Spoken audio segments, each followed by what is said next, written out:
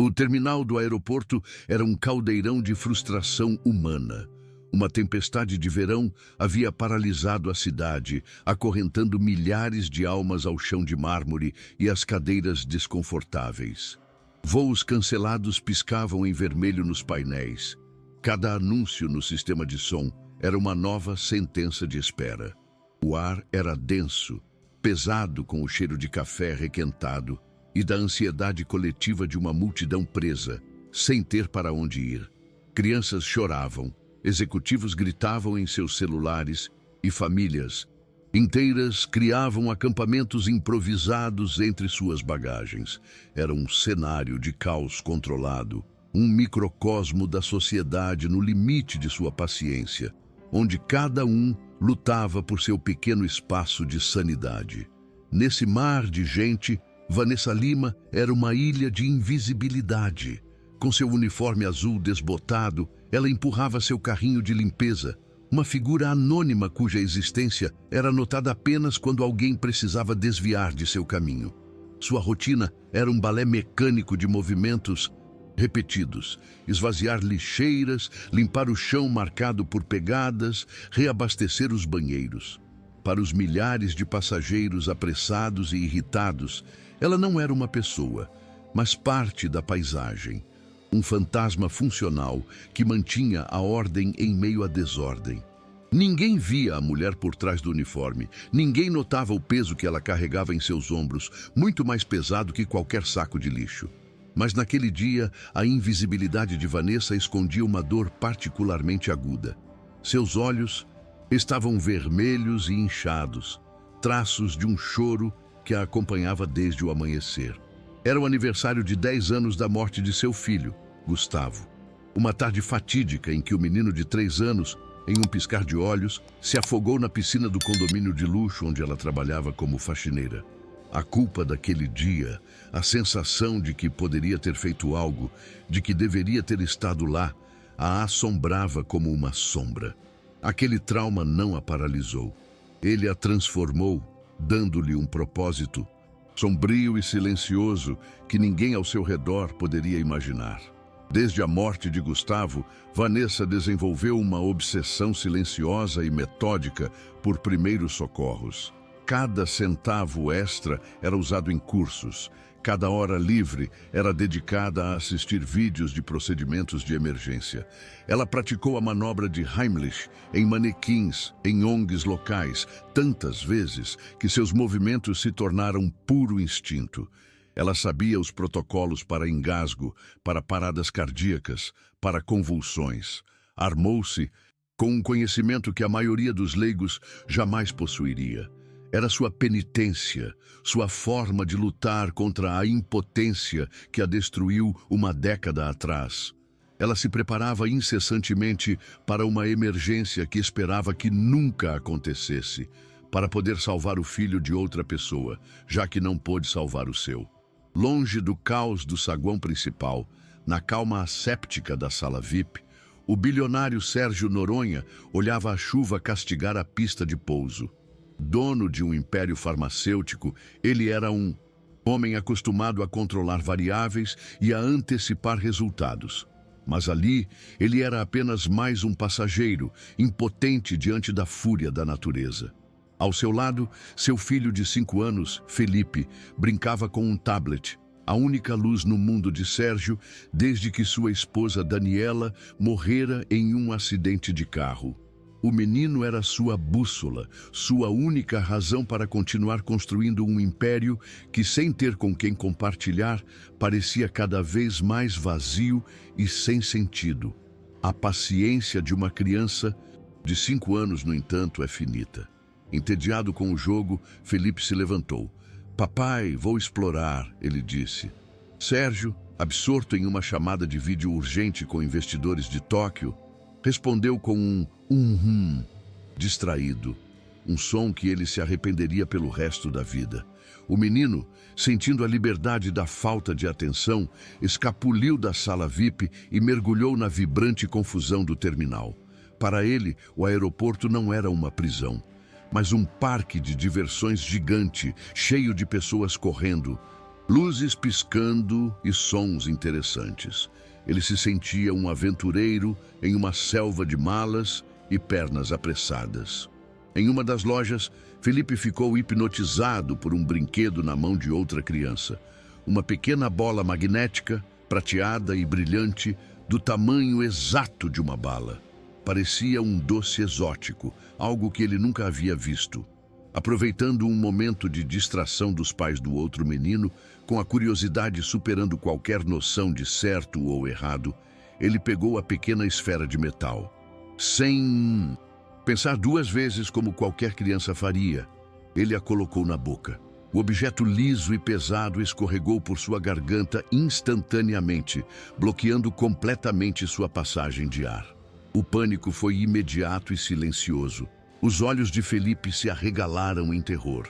Suas pequenas mãos foram ao pescoço, tentando arrancar o objeto invisível que o sufocava. Ele tentou tossir, tentou gritar por seu pai, mas nenhum som saía. Seu rosto, antes rosado, começou a adquirir um tom azulado e assustador. Ele tropeçou para fora da loja e caiu no meio do corredor, o corpo começando a convulsionar pela falta de oxigênio. Uma mulher gritou. Em segundos, um círculo de curiosos se formou, mas era um círculo de espectadores, não de salvadores. Dezenas de celulares se ergueram para filmar a tragédia, a luz de seus flashes iluminando o rosto agonizante do pequeno menino. O grito finalmente perfurou a bolha de concentração de Sérgio. Ele encerrou a chamada e percebeu o assento vazio ao seu lado. Um pânico gelado tomou conta dele. Correu para fora da sala VIP, gritando o nome de Felipe, empurrando pessoas, o coração batendo descontroladamente. Quando viu a multidão e, no centro dela, o corpo de seu filho no chão, o mundo de Sérgio desabou. Ele, o homem que podia comprar hospitais inteiros, era incapaz de comprar um único sopro de ar para seu filho. Seu império, seus bilhões, tudo se tornou pó diante da imagem de seu único amor morrendo em um chão sujo de aeroporto cercado por estranhos.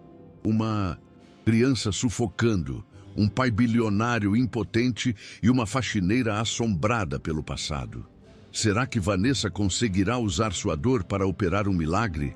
Se inscreva no canal, deixe seu like se essa história já te prendeu e mande uma mensagem de apoio para o pequeno Felipe e para a mulher que corre para salvá-lo. Sérgio finalmente alcançou o centro do círculo, o coração martelando contra as costelas. Ele se ajoelhou e tomou o corpo mole de Felipe em seus braços.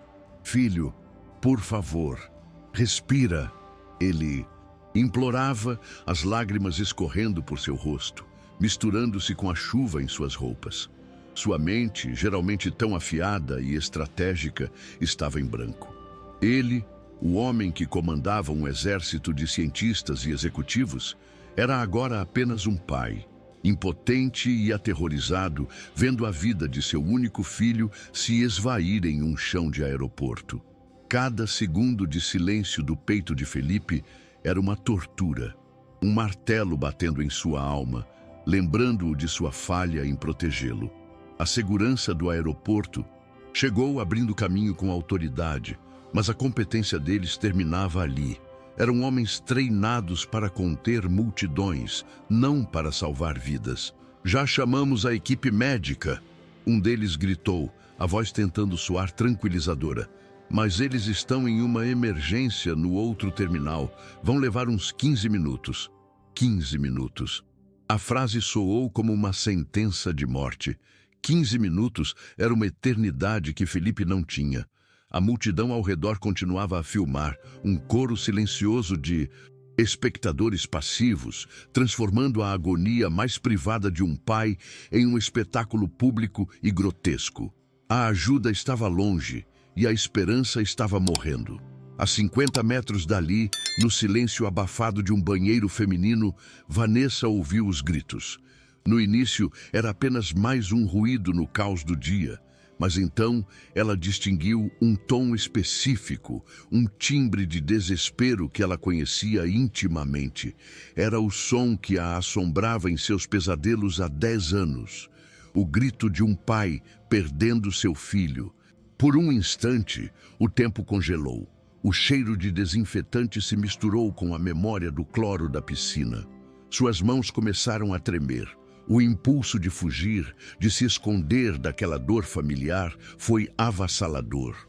Mas então, a imagem de Gustavo foi substituída pela disciplina de seu treinamento. A memória de seu filho não a paralisou, ela a impulsionou. A culpa se transformou em propósito. Ela largou o esfregão, o som ecoando no banheiro vazio, e correu. Atravessou o corredor lotado, não mais como uma faxineira invisível, mas como uma força da natureza. Abram caminho, saiam da frente. Sua voz, normalmente baixa, soava com uma autoridade que fazia as pessoas recuarem instintivamente. Ao chegar ao centro do círculo, ela viu a cena que tanto temia e para a qual tanto se preparara. A criança cianótica, o pai quebrado. Ela não via um bilionário, via um reflexo de si mesma 10 anos atrás. Sérgio ergueu os olhos e viu através das lágrimas a figura de uma mulher com um uniforme de limpeza. Mas havia algo em seu olhar, uma calma, uma competência focada que contrastava com o pânico ao redor. Por favor, ele implorou, a voz um fiapo. Faça alguma coisa. Ele está morrendo. Naquele momento, todas as barreiras sociais se dissolveram. Ele não era o patrão. Ela não era a faxineira. Eram apenas duas pessoas unidas pela urgência da vida. Em um ato de fé absoluta e desesperada, ele estendeu seu filho, entregando o bem mais precioso de sua vida nas mãos de uma completa estranha. O treinamento. De Vanessa assumiu o controle. Seus movimentos eram rápidos, econômicos e precisos. Ele engasgou. Ela anunciou com uma calma clínica, mais para si mesma do que para os outros. Vou fazer a manobra de Heimlich. Ela posicionou o pequeno corpo de Felipe de bruços sobre seu antebraço, a cabeça mais baixa que o peito.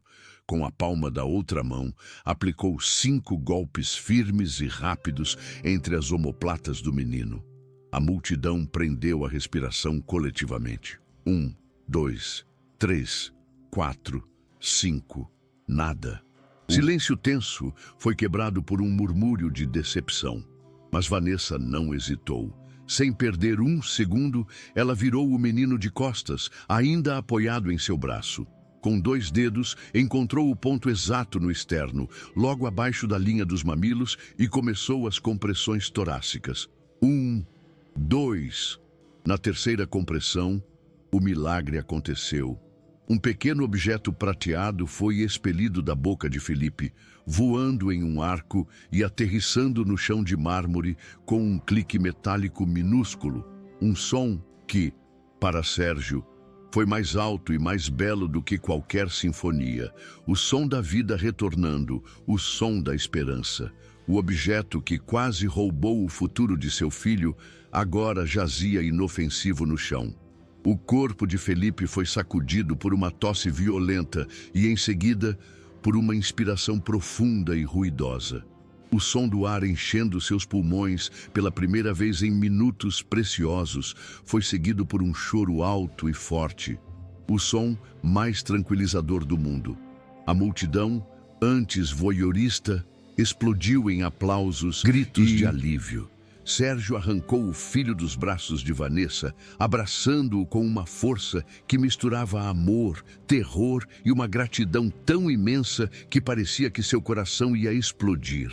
Ele chorava abertamente, o rosto enterrado nos cabelos do filho, sussurrando seu nome repetidamente, como uma oração. Quando a onda de emoção começou a ceder, Sérgio procurou pela mulher que havia operado o milagre. Ela já estava se afastando, tentando se misturar à multidão, buscando retornar à sua invisibilidade. Ele a alcançou e segurou seu braço gentilmente. Espere, por favor. Como eu posso agradecer? Qual é o seu nome? Ela parecia desconfortável com a atenção, o rosto corado. Não precisa, disse ela, a voz baixa. Qualquer mãe faria o mesmo. Mas ele insistiu, a mão ainda em seu braço, forçando-a a olhá-lo. Por favor, eu preciso saber. Naquele instante, seus olhares se cruzaram e uma conexão profunda e silenciosa foi forjada entre dois estranhos, unidos por uma vida salva. Os médicos do aeroporto finalmente chegaram, encontrando uma cena de calma inesperada. Felipe, aninhado e seguro nos braços do pai, já respirava normalmente. Após uma verificação rápida, confirmaram que ele estava fora de perigo. Enquanto os paramédicos faziam seu trabalho, Sérgio procurou pela mulher do uniforme azul, mas ela havia desaparecido. Como um anjo que cumpre sua missão e se retira, Vanessa havia se misturado à multidão, retornando à sua invisibilidade, deixando para trás apenas a memória de seu ato heróico, a bolinha de metal no chão e um nome sussurrado: Vanessa. O caos do aeroporto continuava, mas para Sérgio o mundo havia mudado para sempre. Nos 3 dias seguintes, a imagem de Vanessa assombrou Sérgio. Ele cancelou reuniões, ignorou chamadas de acionistas e se pegou revivendo a cena repetidamente. A calma dela em meio ao pânico, a precisão cirúrgica de seus movimentos, a humildade em sua recusa em aceitar agradecimentos. Ela era um paradoxo, uma anomalia em seu mundo de transações e interesses. Ele, que vivia cercado por pessoas que sempre queriam algo dele, havia sido salvo por alguém que não queria absolutamente nada em troca. A gratidão que sentia era tão imensa que se tornou uma obsessão. Ele precisava encontrá-la. Precisava entender quem era a mulher que o salvara de seu pior pesadelo. A obsessão não era apenas dele. Felipe, que desde a morte da mãe se tornara uma criança introvertida e avessa a estranhos, não parava de falar na tia heroína. Ele passava horas desenhando uma mulher de uniforme azul com asas de anjo. Papai, quando a moça que me salvou vai voltar? Ele perguntava com uma insistência que desarma Sérgio. A criança, em seu trauma, havia criado um laço instantâneo e poderoso com a memória de sua salvadora. Para Felipe, Vanessa não era apenas uma mulher, era um símbolo de segurança, a personificação do cuidado em um momento de terror absoluto, preenchendo um vazio que ele nem sabia que existia. Sérgio percebeu que não podia deixar aquilo passar. Era mais do que uma dívida de gratidão. Era uma necessidade de seu filho e, ele admitia, sua também. Com um único telefonema para a diretoria do aeroporto, o poder de seu sobrenome abriu todas as portas. Em menos de 1 hora, ele tinha o arquivo completo dela em seu e-mail. Vanessa Lima, 32 anos. Viúva. 2 filhas adolescentes, Alice e Manuela. Endereço em um bairro da extrema zona leste de São Paulo. A foto no arquivo mostrava um rosto cansado, mas com o mesmo olhar firme que ele vira no meio do caos. A discrepância entre a mulher heróica e a vida modesta revelada naquele arquivo só aumentou seu fascínio. Movido por uma curiosidade que beirava a reverência, ele fez algo que ia contra seus instintos de privacidade. Contratou o melhor investigador particular da cidade. A ordem não era para encontrar podres ou segredos, mas para entender a vida dela. Eu não quero espioná-la, explicou Sérgio ao investigador. Eu quero entender a jornada da mulher que salvou meu filho. Quero saber de onde vem a força dela. Era uma busca por compreensão, uma tentativa de decifrar o enigma daquela mulher comum que se mostrou extraordinária no momento mais crucial de sua vida. Ele queria conhecer a fonte da coragem que ele mesmo não teve. O relatório que recebeu 48 horas depois foi um soco no estômago. O investigador detalhou uma vida marcada pela tragédia. O marido de Vanessa, um operário da construção civil, morrera 10 anos antes, caindo de um andaime. A viuvez precoce, no entanto, foi apenas o prelúdio de uma dor ainda maior. Sérgio sentiu um calafrio percorrer sua espinha ao ler a linha seguinte. Ele, que conhecia a dor da perda, sentiu uma empatia imediata. A história dela já era trágica, mas ele não tinha ideia de que o pior ainda estava por vir, escondido nas linhas frias e factuais daquele relatório. A segunda parte do documento o fez parar de ler. 2 meses após a morte do marido, o filho único de Vanessa, Gustavo, de 3 anos, afogou-se na piscina do prédio onde ela trabalhava. O laudo da época, anexado ao relatório, descrevia o acidente com uma frieza burocrática que tornava tudo ainda mais horrível. Sérgio, pai de um menino de 5 anos, sentiu o ar faltar. Ele imaginou a dor, o desespero, a culpa, a obsessão dela por primeiros socorros, sua calma sobrenatural no aeroporto. Tudo agora fazia um sentido terrível e doloroso. Ela não estava apenas salvando uma criança, estava reescrevendo seu próprio passado. O investigador também descobriu um detalhe que criou uma conexão inesperada e profunda entre Sérgio e Vanessa. No dia da morte de sua esposa Daniela, ele estava em Dubai, fechando um negócio. A culpa de não estar lá, de ter priorizado o trabalho em vez da família, era uma ferida que nunca cicatrizava.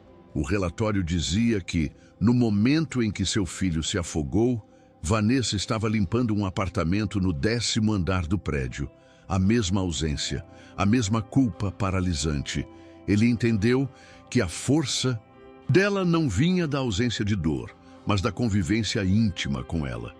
Eram 2 sobreviventes, marcados pela mesma cicatriz invisível. O relatório terminava descrevendo a vida atual dela. Uma rotina exaustiva de 12 horas de trabalho por dia para sustentar as 2 filhas, a perda da casa própria, a moradia de favor na casa da irmã. A discrepância entre a tragédia de sua vida e o heroísmo de seu ato era quase insuportável. Vanessa não era apenas uma heroína de um dia, era uma heroína de todos os dias, lutando silenciosamente uma batalha pela sobrevivência com uma dignidade que o deixava profundamente envergonhado de sua própria riqueza e de seus próprios problemas. Ele, que tinha tudo, sentia-se um fraco perto dela, que não tinha nada.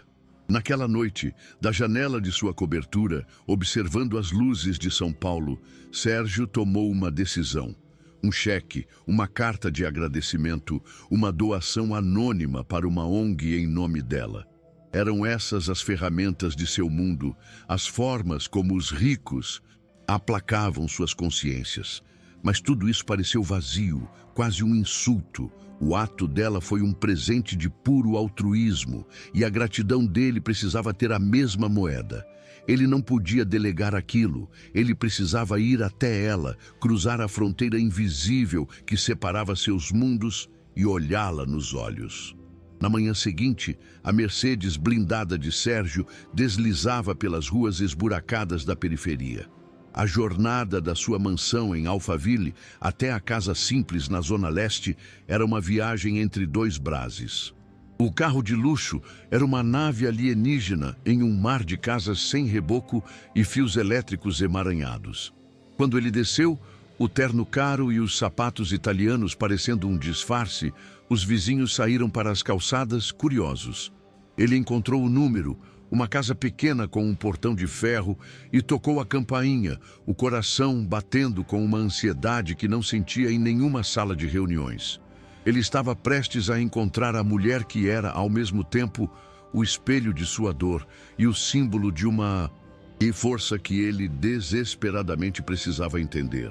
A porta se abriu e ali estava ela, com roupa simples, o rosto cansado, mas o mesmo olhar firme. A surpresa em seus olhos foi evidente. O bilionário e a faxineira, 2 mundos colidindo na soleira de uma porta humilde. A tensão daquele encontro era palpável.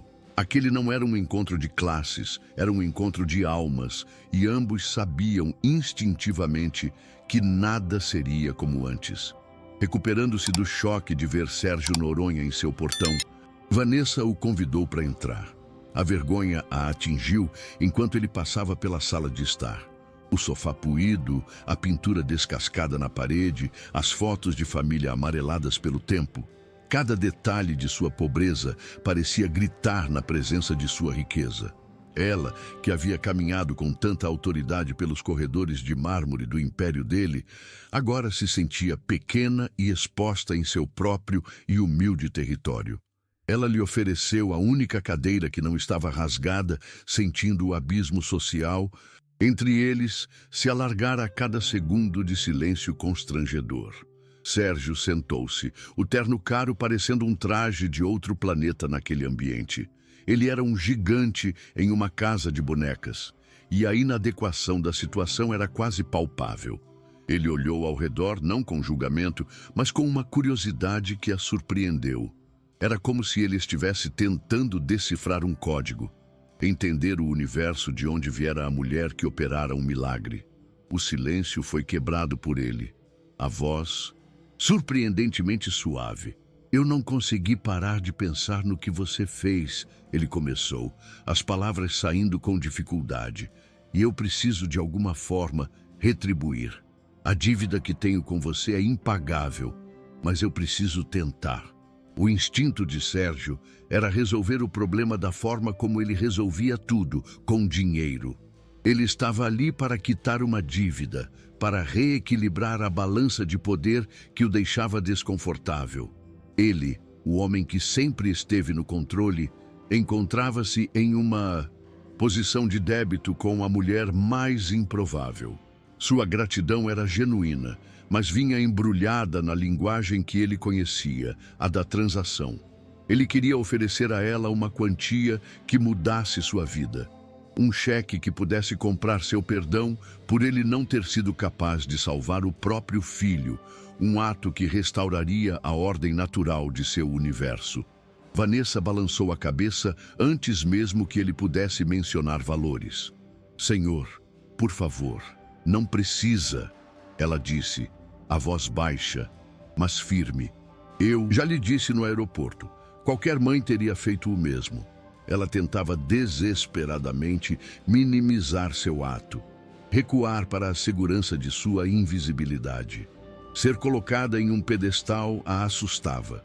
Para ela, seu ato não foi heroísmo.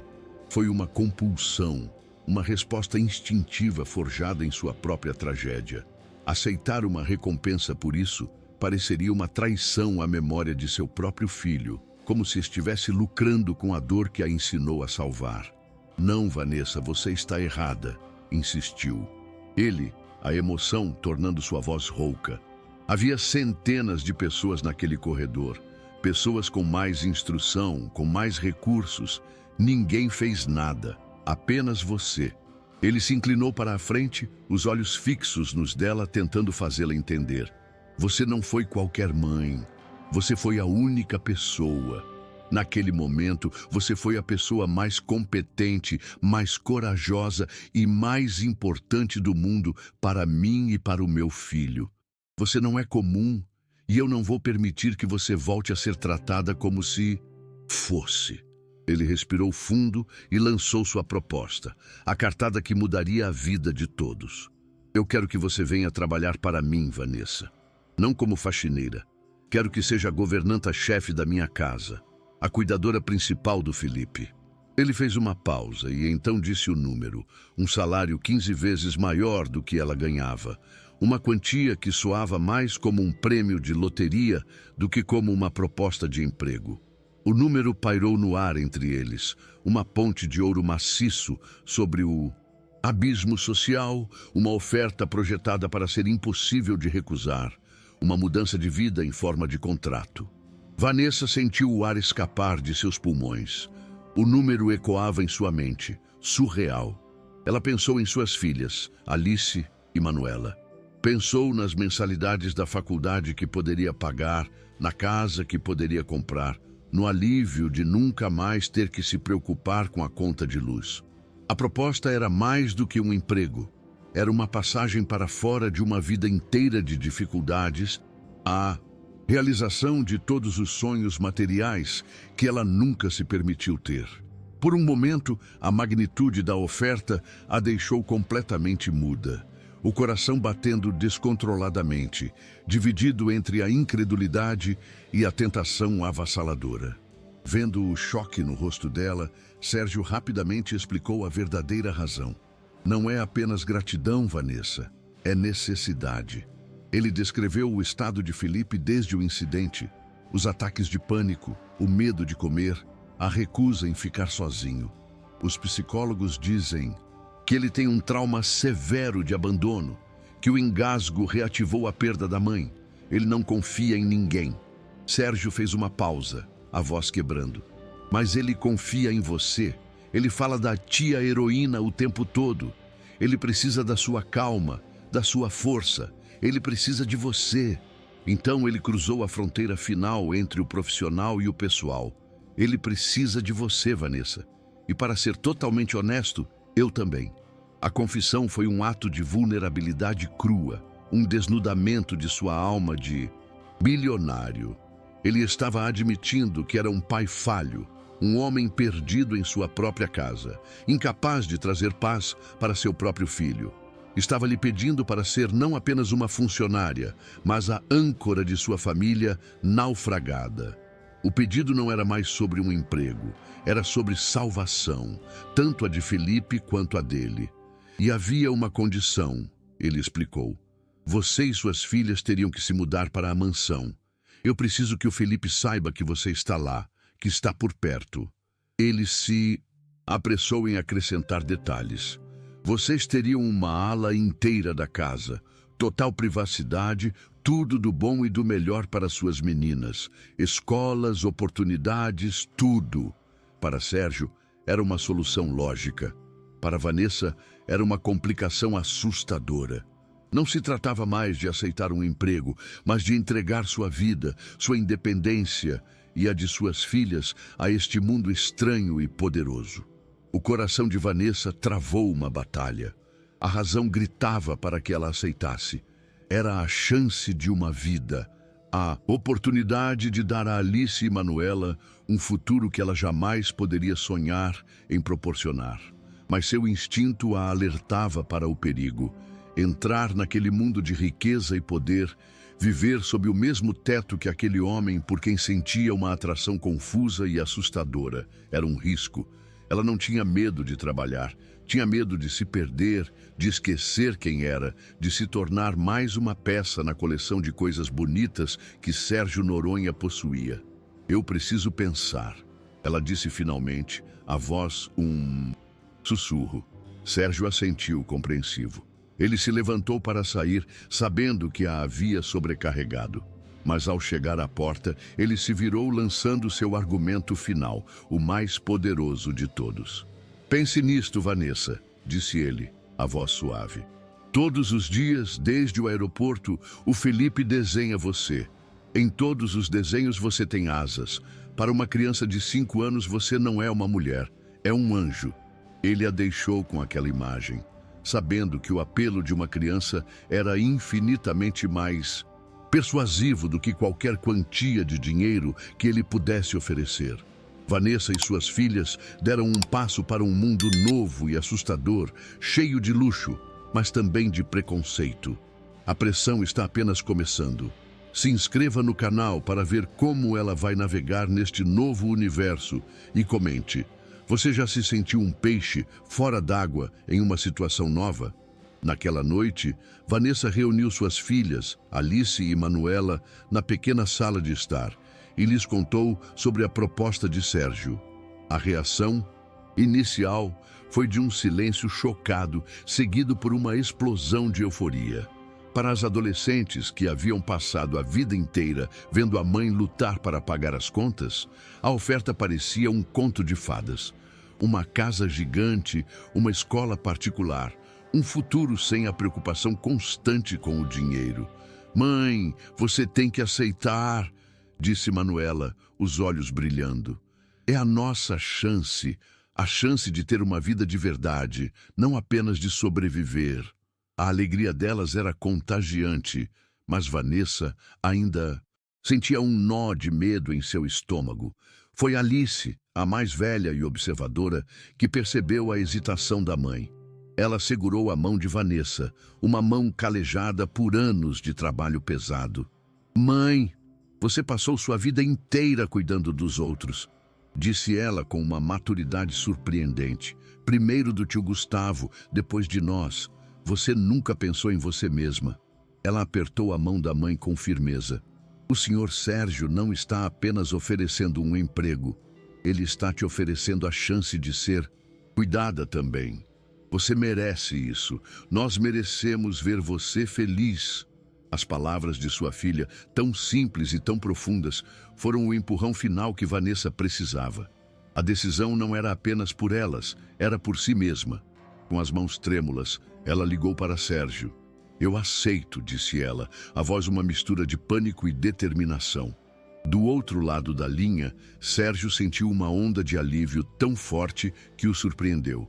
Não era apenas a solução para o problema de Felipe. Era algo mais, algo pessoal. Eu fico muito feliz, Vanessa, ele respondeu, a formalidade em sua voz quebrando por um instante. Não vai se arrepender. Bem-vinda à nossa família. A palavra família ecoou na mente de Vanessa depois que ela desligou. Há 10 anos, desde que seu mundo desabou, ela não se sentia parte de uma. Talvez, apenas talvez, fosse a hora de recomeçar. O dia da mudança foi surreal. Um carro de luxo com motorista particular parou em frente à sua pequena casa. Um contraste tão gritante que atraiu todos os vizinhos. As poucas caixas de papelão com seus pertences pareciam patéticas dentro do porta-malas espaçoso. A viagem até a mansão em Alphaville foi uma transição entre dois mundos. Ao chegarem, as portas imponentes se abriram para um hall de entrada que era maior do que todo o andar de baixo de sua antiga casa. O lugar era frio, silencioso e imaculado como um museu. A escala do luxo não era acolhedora, era intimidante, projetada para lembrar a todos o poder do homem que vivia ali. Felipe estava na porta, agarrado à perna do pai. Assim que viu Vanessa, seu rosto se iluminou. Ele correu em direção a ela, um movimento que ainda era hesitante, mas cheio de alegria, e abraçou suas pernas com força. Você veio, ele sussurrou, a voz abafada contra o tecido de sua calça. Aquele abraço, aquele momento de pura e incondicional afeição, foi a única coisa que fez Vanessa sentir que talvez pertencesse àquele lugar. Foi um lembrete de que sua verdadeira função ali não era gerenciar uma casa, mas proteger o pequeno e frágil coração daquele menino que a via como sua salvadora. O calor do abraço de Felipe foi rapidamente congelado pela recepção de Dona Irene, a governanta que trabalhava para a família há décadas. Com um sorriso que não alcançava os olhos, ela deu as boas-vindas a Vanessa, mas cada palavra era cuidadosamente escolhida para demarcar território. Vou lhe explicar as rotinas, disse ela, a voz polida, mas fria. A casa tem 15 funcionários. O senhor Sérgio preza pela ordem e pelo protocolo. Sua função será supervisionar tudo, garantindo que os padrões sejam mantidos. A mensagem era clara. Você pode ter o título, mas este ainda é o meu domínio. Eu conheço as regras deste mundo e você é apenas uma forasteira. Os quartos designados para elas ficavam em uma ala privada da mansão, mas o luxo era quase opressor. Cada uma das meninas ganhou uma suíte que parecia saída de uma revista de decoração, com camas enormes, closets e banheiros de mármore. Pela primeira vez na vida, elas teriam seus próprios espaços, sua própria privacidade. Mas a opulência também criava uma distância. Elas se sentiam como visitantes em um hotel 5 estrelas, com medo de tocar em qualquer coisa, com medo de deixar uma marca, como se a qualquer momento alguém pudesse aparecer para lhes dizer que o tempo de visita havia acabado e que deveriam retornar ao seu mundo real. O primeiro jantar foi uma tortura silenciosa. Sentados em uma mesa gigantesca, projetada para 20 pessoas, o pequeno grupo de 5 parecia perdido. Dona Irene servia os pratos com uma eficiência silenciosa que só aumentava a tensão. Vanessa e as filhas, intimidadas pela profusão de talheres e pela comida que mal conseguiam identificar, mal tocaram nos pratos. Elas sentiam os olhares dos outros funcionários, uma mistura de curiosidade e ressentimento. Eram as intrusas, a família da faxineira, que por um capricho do destino ou da sorte, agora se sentava à mesa do patrão, um lugar que, na hierarquia daquela casa, elas jamais deveriam ocupar. Foi Felipe quem quebrou o gelo com a inocência de uma criança. Ele olhou para Alice e Manuela, que estavam petrificadas de timidez, e anunciou com orgulho: "A mãe de vocês salvou a minha vida. Ela é minha heroína." Ele então se virou para o pai.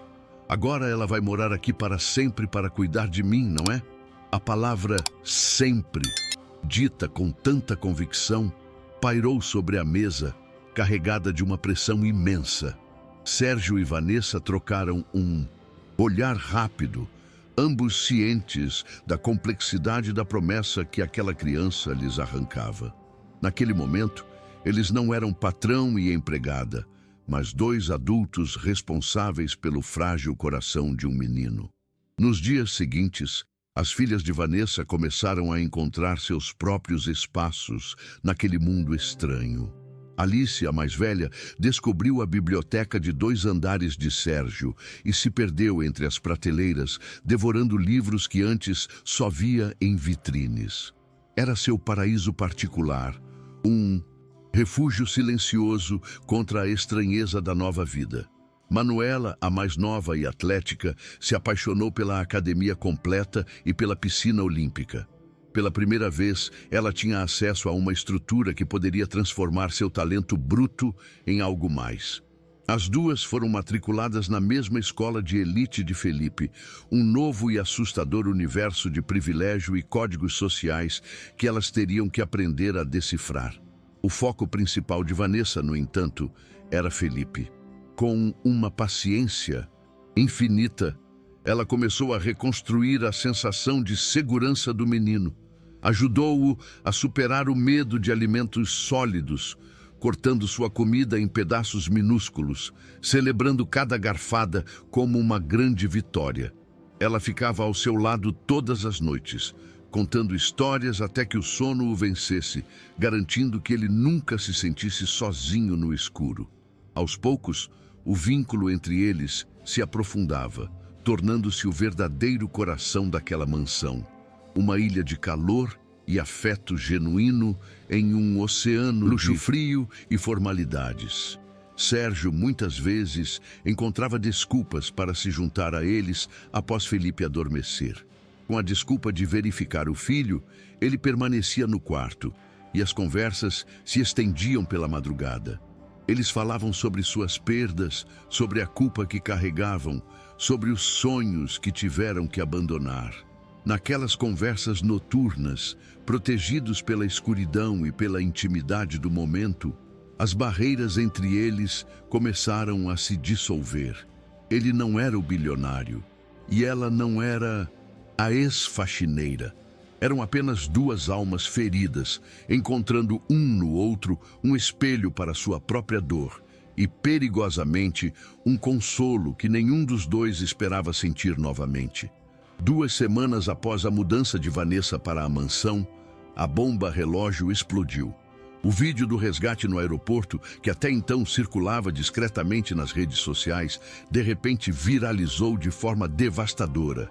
Em 24 horas, acumulou 50 milhões de visualizações, sendo compartilhado em todos os continentes. O problema não era apenas a viralização, era a narrativa que se construía em torno dela. Blogueiros de fofocas descobriram que a faxineira heroína agora morava na mansão do milionário. A especulação sobre um possível romance explodiu nas redes sociais como fogo em mata seca. A primeira matéria saiu no site Socialite SP, com a manchete "Milionário e a faxineira, o novo casal improvável de São Paulo". A matéria insinuava que Vanessa planejou tudo, que o salvamento foi uma encenação para conquistar Sérgio. Em poucas horas, paparazzi se instalaram na porta da mansão em Alphaville. Teleobjetivas capturaram imagens de Vanessa brincando com Felipe no jardim, de Sérgio conversando com ela na varanda, de momentos íntimos que foram distorcidos e sensacionalizados. O programa Fofoca Brasil dedicou 1 hora inteira ao caso Noronha. A apresentadora Lorena Guedes não economizou veneno. Gente, vamos ser realistas. Uma faxineira que de repente vira governanta ganhando um salário de executiva.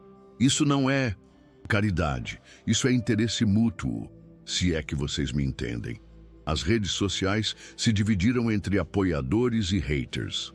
As hashtags #ChegCalTeamVanessa e Gold Digger ficaram entre os mais comentados do Twitter por 3 dias seguidos. Os comentários eram brutais.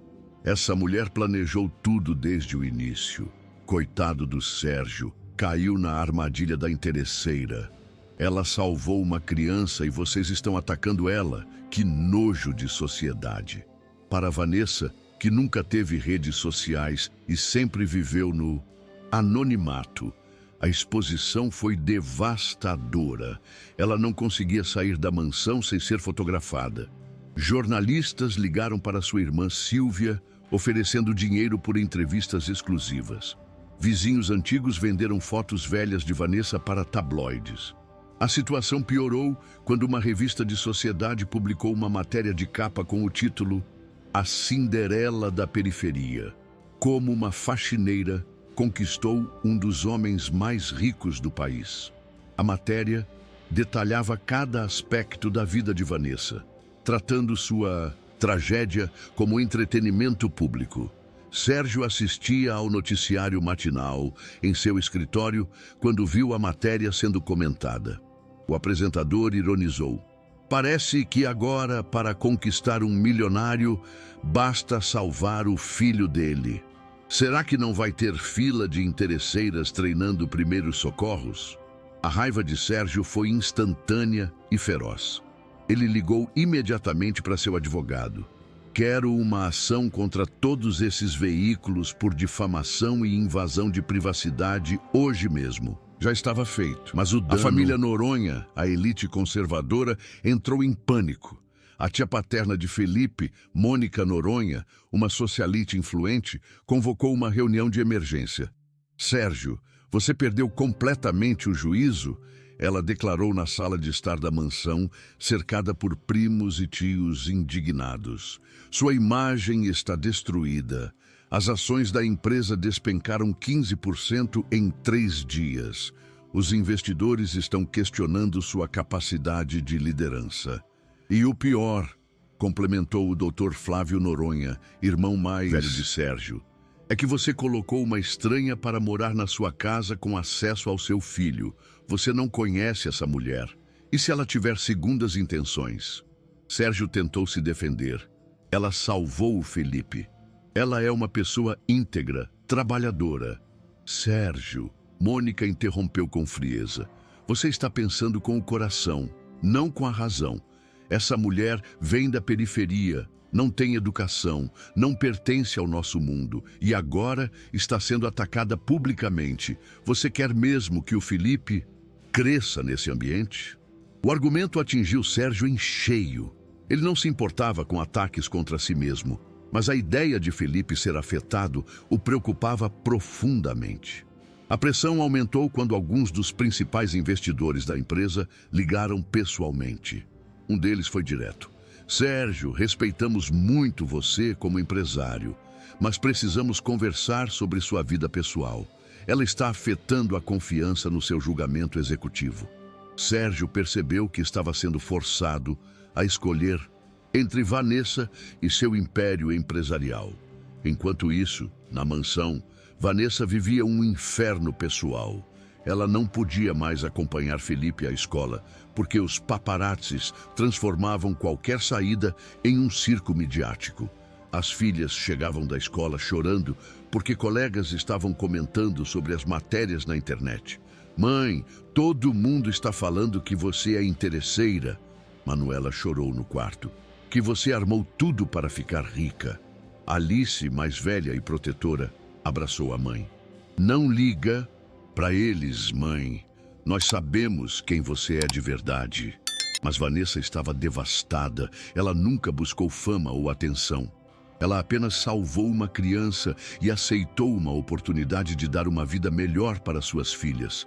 Agora estava sendo crucificada publicamente como se fosse uma criminosa. A situação explodiu quando Felipe, de apenas 5 anos, chegou em casa chorando depois da escola. Tia Vanessa, as crianças estão falando que você não me ama de verdade, que você só quer o dinheiro do papai. Sérgio encontrou Vanessa consolando Felipe no quarto dele, ambos em lágrimas. A cena partiu o coração dele, mas também o aterrorizou. Seu filho inocente estava sendo exposto a um drama adulto brutal. Naquela noite, Sérgio tomou a decisão mais difícil de sua vida. Ele chamou Vanessa para conversar em particular no escritório. Vanessa, precisamos conversar sobre essa situação, ele começou, evitando olhar diretamente para ela. Eu sei o que você vai dizer, Vanessa respondeu com a voz embargada. Que é melhor eu ir embora. Sérgio hesitou.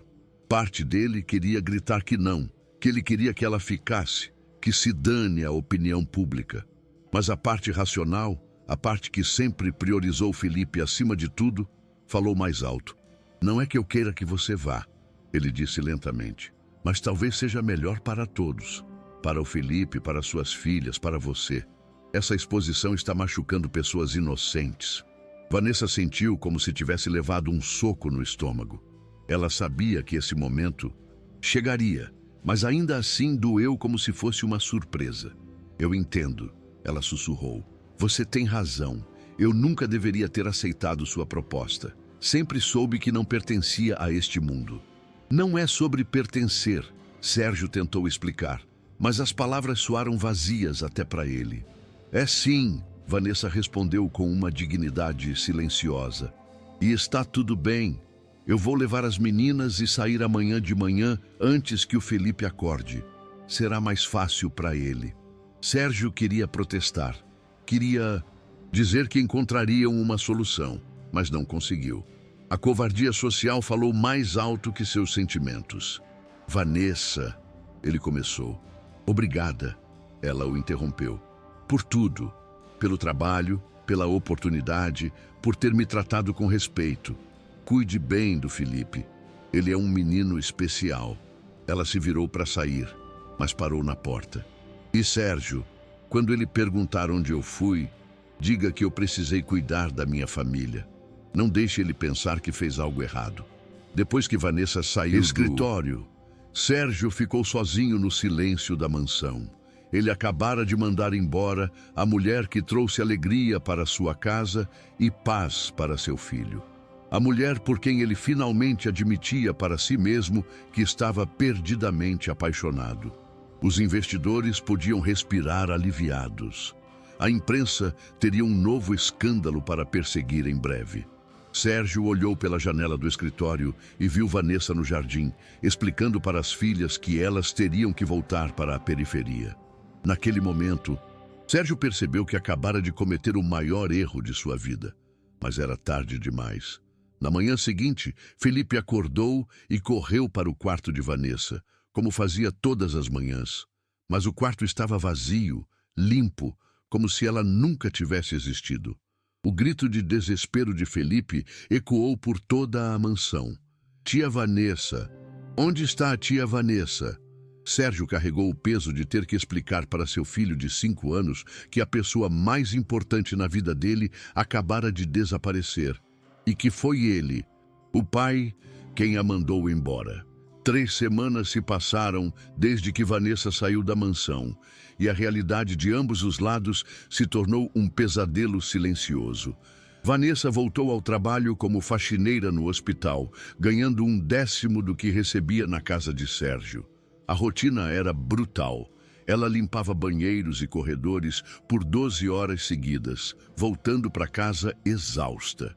A pequena casa na periferia, que antes parecia apertada, mas acolhedora, agora era um lembrete constante de tudo que perderam.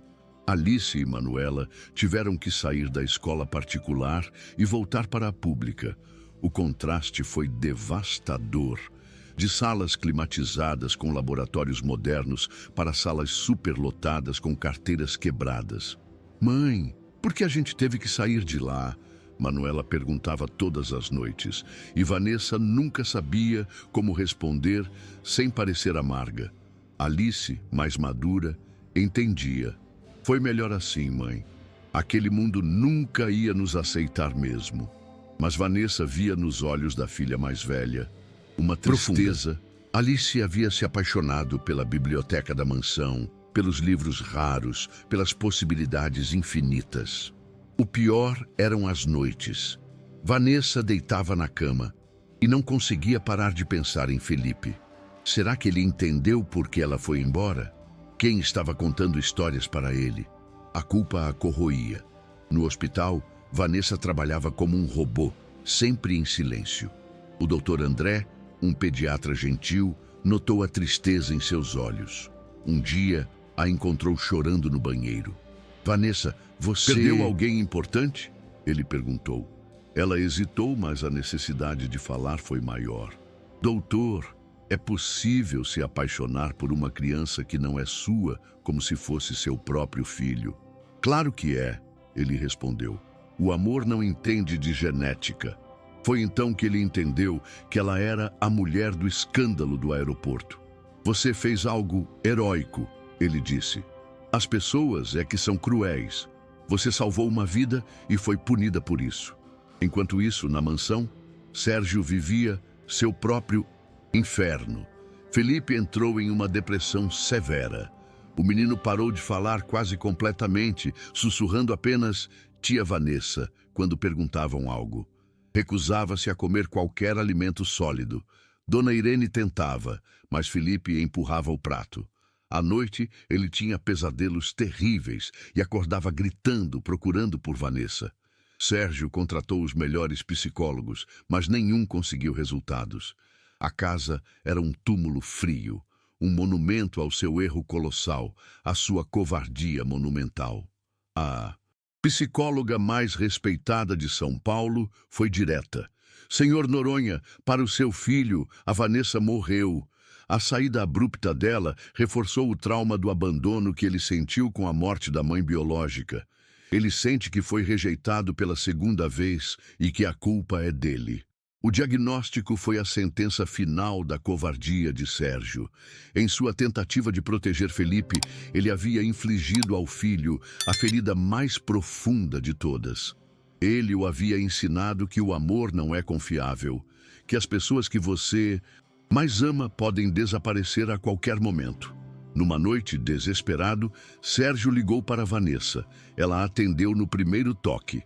Vanessa, é o Sérgio. O Felipe não está bem. Pode falar com ele? Claro, ela respondeu, o coração disparado. Ele colocou o telefone no viva voz. Oi, meu príncipe, disse Vanessa. Felipe parou de chorar instantaneamente. Tia Vanessa, onde você está? Por que não volta? Eu estou aqui, amor, sempre no seu coração. Mas eu quero você aqui de verdade. O menino soluçou. Papai, fala para a tia Vanessa voltar. Sérgio pegou o telefone, o coração em pedaços. Vanessa, eu cometi um erro terrível. Ele sussurrou depois que Felipe se acalmou. Eu me importo mais com meu filho do que com a opinião pública. Volta, por favor. Sérgio, ela hesitou. Você me mandou embora porque tinha vergonha de mim. Eu te mandei embora porque sou um covarde, ele confessou. Porque deixei o medo falar mais alto que o amor. A palavra amor ficou suspensa entre eles. Eu estou apaixonado por você. Sei que é loucura, mas eu te amo e o Felipe te ama. Sem você, esta casa não é um lar. Carla chorou em silêncio. Mas Sérgio, e se a imprensa atacar de novo? E se sua família me rejeitar? Então enfrentaremos juntos. Ele declarou, uma nova força em sua voz. Você me deu coragem para sentir novamente. Agora me dê coragem para lutar por nós. Ela, dividida entre o amor e o medo, sussurrou que precisava pensar. Pense rápido, ele implorou. O Felipe está definhando. E eu também. Ao desligar, ela se lembrou do que sua filha Alice disse. Se ele a amasse de verdade, lutaria por ela em público. Enquanto isso, em sua mansão, Sérgio chegou à mesma conclusão. Pedir para ela voltar em segredo seria repetir o mesmo erro, seria pedir que ela vivesse nas sombras. Se ele a amava, precisava honrá-la. Pegou o telefone, não para ligar para ela, mas para sua diretora de comunicação. Uma ideia louca, arriscada e absolutamente aterrorizante começou a se formar. Ele não ia apenas pedir para Vanessa voltar. Ia incendiar seu próprio mundo para provar que era digno do amor dela. A batalha pela felicidade de seu filho e por seu próprio coração não seria travada nos corredores da mansão, mas sob os holofotes da opinião pública. Sérgio acordou naquela segunda-feira com uma determinação que não sentia há anos. Depois de 3 semanas vendo Felipe definhar e percebendo que também estava perdidamente apaixonado por Vanessa, ele tomou a decisão mais corajosa de sua vida. Convocou uma coletiva de imprensa para as 3 da tarde. Sua família, ao saber, tentou impedi-lo. "Você vai destruir o nome da família", gritou sua irmã Mônica. Sérgio os enfrentou com uma calma gelada. "Se o nome da nossa família é sinônimo de preconceito, então prefiro não fazer parte dela." Ele havia escolhido o amor em detrimento do legado, a felicidade em detrimento da aprovação. Às 3 da tarde, diante de um auditório lotado, Sérgio Noronha contou a história completa. Falou do heroísmo de Vanessa, da crueldade da mídia, da pressão de sua classe social e de sua própria e vergonhosa covardia. Então, olhando para as câmeras, declarou: "Eu amo Vanessa Lima e estou a caminho para pedi-la em casamento com ou sem a aprovação de vocês." O auditório explodiu em um frenesi de flashes e perguntas. Ele havia acabado de declarar guerra ao seu próprio mundo, por amor. A notícia se espalhou como fogo, uma onda de choque que parou o país. No hospital, Vanessa assistia a tudo em uma pequena TV, cercada por colegas. Ela viu o homem que amava arriscar seu império por ela. Quando ele declarou seu amor para o país inteiro, ela desabou em lágrimas de incredulidade e redenção. Ele não estava apenas a chamando de volta, estava a honrando publicamente, a defendendo, a elevando. Ele estava provando, da forma mais corajosa possível, que ela não era sua vergonha, mas seu orgulho. Era a prova que sua filha dissera que ela merecia, a prova de que o amor dele era real e não se esconderia nas sombras. Ele não foi para casa. Dirigiu diretamente para o hospital, atravessando os corredores, seguido por uma onda de murmúrios. Encontrou-a na lavanderia, ainda em estado de choque. Diante dos olhares atônitos de dezenas de funcionários, o bilionário Sérgio Noronha se ajoelhou no chão frio. Ele tirou do bolso não um diamante extravagante, mas uma aliança simples. "Eu fui um tolo e um covarde, mas eu te amo mais do que tenho medo. Você quer se casar comigo e me dar a chance de ser o homem que você merece?" O mundo dela parou. Toda a dor e luta a levaram a aquele momento. Olhando nos olhos dele, ela não viu um bilionário, mas um homem que lutara contra seus demônios e vencera. Ela viu um futuro. "Sim", ela sussurrou, as lágrimas agora de pura felicidade. "Sim, eu aceito." A lavanderia do hospital irrompeu em aplausos. O vídeo do pedido, gravado por dezenas de celulares, viralizou instantaneamente, mas desta vez a narrativa era outra. Não era um escândalo, era a mais bela e improvável história de amor que o país já vira. O público, que antes a julgara, agora se apaixonava pela coragem do casal, celebrando um amor que desafiava todas as barreiras. 6 meses depois, a mansão em Alphaville era o palco de um casamento que celebrava a união de 2 mundos. Felipe, completamente recuperado e radiante, foi o pajem e, no meio da cerimônia, correu para o microfone e gritou: "Essa é a minha mãe Vanessa e agora é para sempre."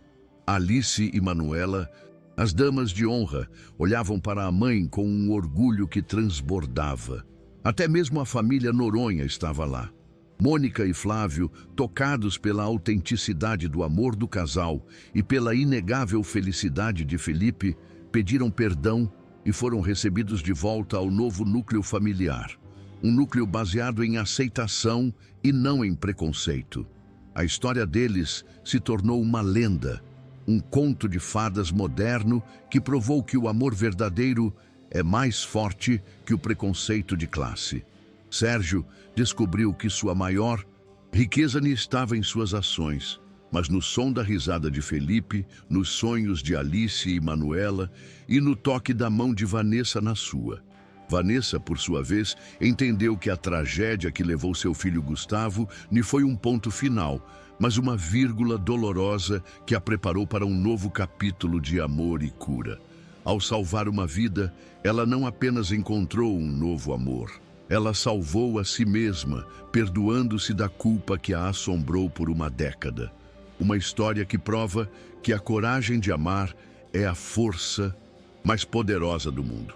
Você acredita que o amor verdadeiro pode superar todas as barreiras? Deixe sua opinião nos comentários, curta se você torceu por este final feliz e se inscreva para receber nossas histórias emocionantes todos os dias. A de amanhã pode ser a sua.